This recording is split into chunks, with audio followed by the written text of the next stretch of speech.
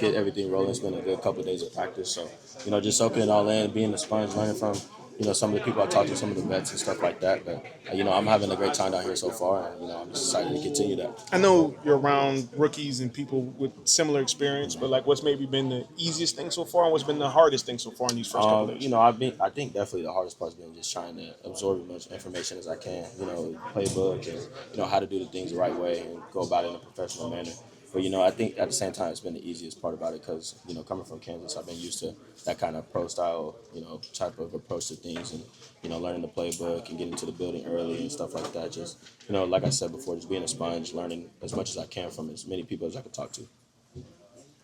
Devin, when it comes to finally putting on the helmet and getting that experience, and how does it all feel for you? It was special. You work so much and you work so long for these opportunities, and to be here is definitely a dream come true. And I don't take it for granted. So each and every time I put on that helmet, I know it could possibly be my last. So I'm gonna go out, as much as I can and just fall out.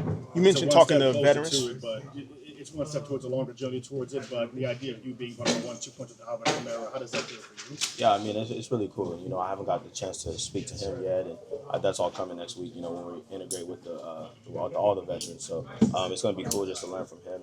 He's obviously done amazing things in this league, and I'll do whatever it takes, to just get a little bit of that insight from him and what makes him great. So. In the first few days, do you get a feel for what the learning process is going to be like? Yeah, I mean, it's definitely going to be faster paced. I have to catch up.